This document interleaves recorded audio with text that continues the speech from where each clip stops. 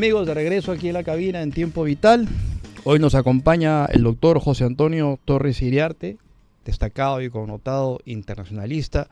Si me pongo a leer las credenciales académicas del doctor aquí presente, se me va el programa. José Antonio, muchas gracias por venir, un gusto tenerlo aquí. Muchas gracias, es una grata oportunidad estar esta mañana con ustedes y los próximos minutos abordaremos temas que son de interés general para la región latinoamericana, ¿no? Exacto, Venezuela, que es el tema, digamos, de interés mayoritario, por no decir general, en estos momentos en el continente.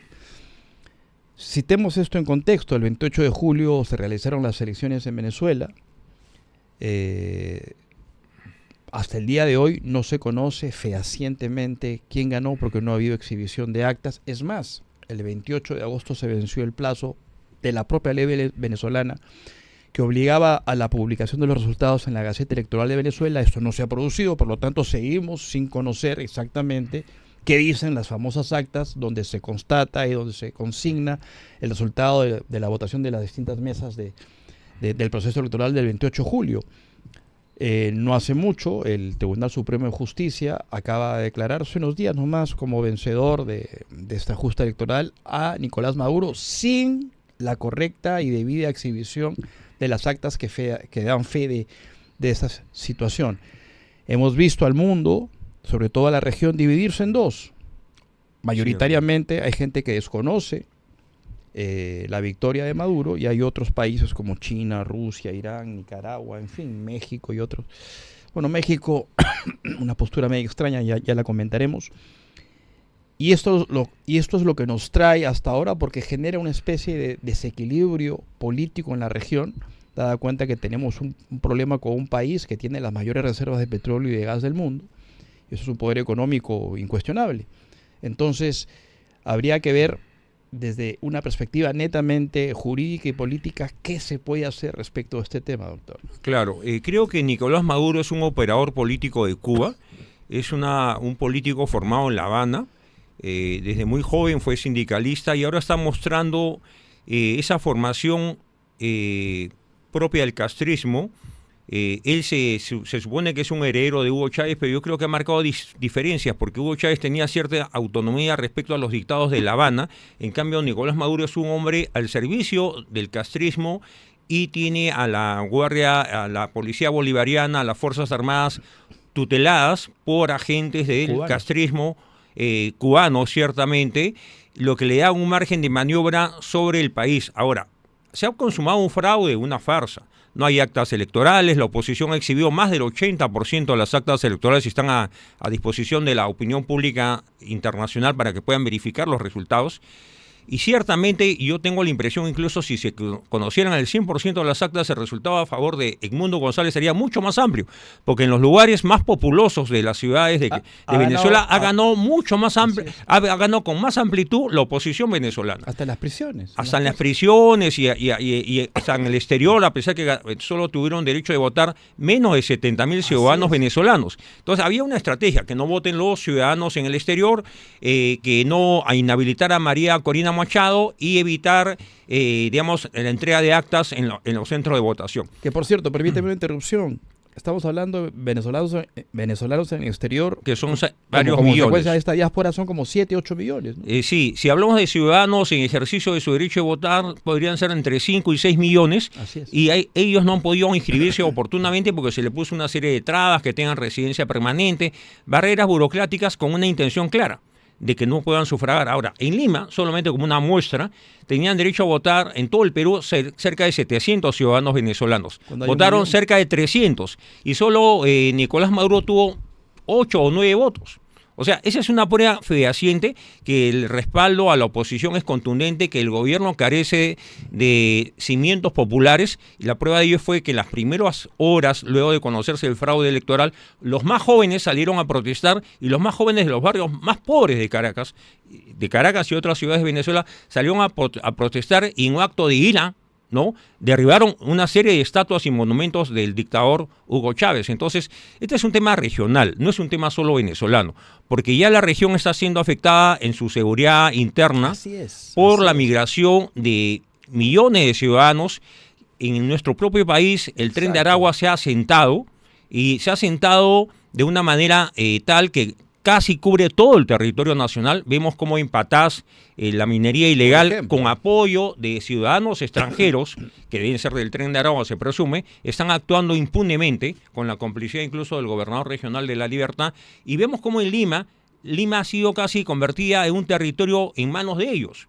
Y zonificada, ¿no? Lima Norte, Lima Sur, Lima Este, Lima Oeste, de tal modo que estamos ante una situación que, si no se resuelve políticamente la crisis en Venezuela, va a haber una segunda ola de inmigrantes. Exacto. Que además se encuadra con la manera de hacer política de Cuba. A Cuba poco le interesa que sus jóvenes salgan de Cuba, porque saben que esos cubanos en el exterior van a ayudar a subsistir a sus familias en La Habana y en las ciudades de Cuba. Lo mismo está pasando ahora. ¿Cuáles son los ingresos por concepto de remesas que envían los venezolanos en el exterior? Son varios miles de millones de dólares que están ayudando a poder proteger a sus familias que aún permanecen en territorio venezolano, ¿no?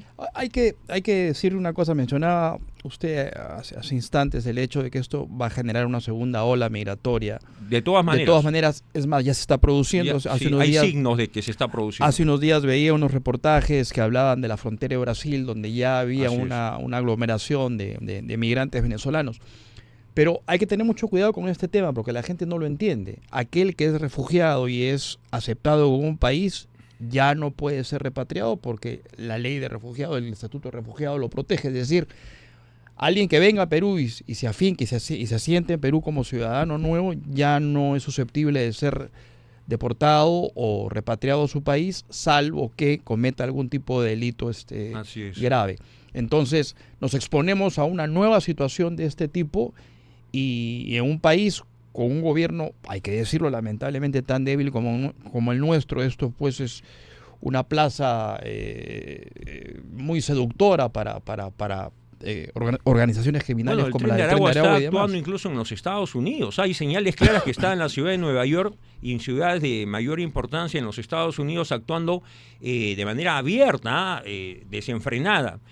Y estos son los jóvenes que formó supuestamente la Revolución Bolivariana, porque nacieron en los años del gobierno de Hugo Chávez. Y ahora lo están exportando, digamos, ¿no? Entonces, bajo la figura esta de migración. En realidad la sociedad venezolana ha sido empobrecida, ha sido desbordada por este tipo de conductas que son están reñidas con la legalidad, con la moralidad. Y esas son las muestras de cómo ese llamado socialismo del siglo XXI solamente ha permitido que los líderes de este socialismo del siglo XXI se hayan enriquecido en el ejercicio del poder, no solo en Venezuela, en Nicaragua, en Cuba, en la Argentina, en Brasil. El propio Lula está teniendo un papel casi de padrino, con el perdón de la expresión, dentro de la región latinoamericana. Él quiere ser el tutor político de Colombia, incluso de México, donde López Obrador demuestra una vez más que tiene una abierta simpatía por las tiranías latinoamericanas, ¿no? Ya está de salida López Obrador, pero igual ha fijado está dando muestras de un populismo, porque ayer en su mañanera conocida de todos los días... No pide no intervención, y él es el primero en intervenir. Y ha invitado a ciudadanos puneños a que hagan uso de la palabra en la conferencia de prensa, y uno de ellos dice, es el momento de que los pueblos originarios de América Latina nos reunamos, incluso a nivel global, ¿no? O sea, siguen con esta cantaleta de los pueblos originarios que ha sido rechazada en Chile en el proyecto constitucional de hace un tiempo, y que ha sido el pretexto para que Evo Morales predique los derechos de los pueblos originarios. En Bolivia su constitución habla de 36 pueblos originarios, en Chile hablaban de 12, y seguramente en el Perú, cuando quieran impulsar un proyecto de asamblea constituyente, van a hablar de 20 o 30 pueblos originarios, porque es una manera de fragmentar la unidad nacional. Así es. A eso va políticamente es la intención de esta gente. Este credo político que tiende a confundir y a enfrentar a peruanos entre peruanos. Hablaba de Chile, doctor, lo mencionaba ahorita, y hace unos días también el Senado de Chile acaba de aprobar por unanimidad una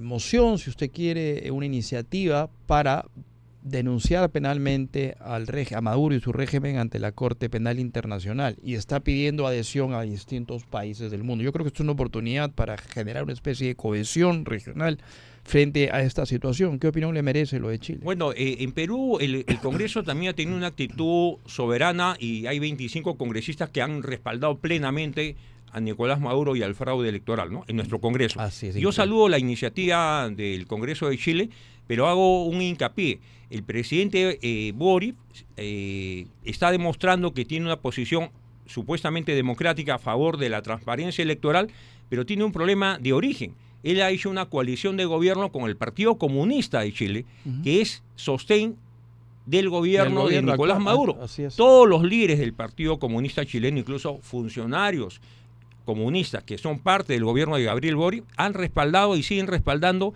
el fraude electoral.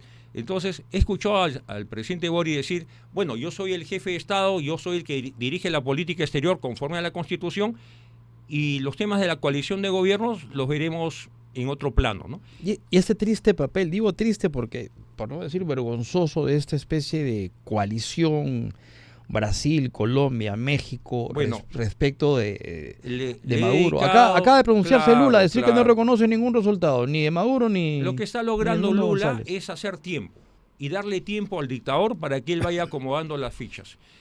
No hay que olvidar que la transición va a demorar varios meses y que en todo caso recién el 10 de enero asumiría funciones el nuevo gobierno. Así es. Y se espera que de acá al 10 de enero haya un desenlace político que permita que Edmundo González, legítimo presidente electo, asuma la presidencia de Venezuela. Permítame, perdón, irnos a una pausa. Volvemos en unos minutos con el doctor José Antonio Torres Iriarte para hablar de Venezuela y otros temas más. ¿Cómo no?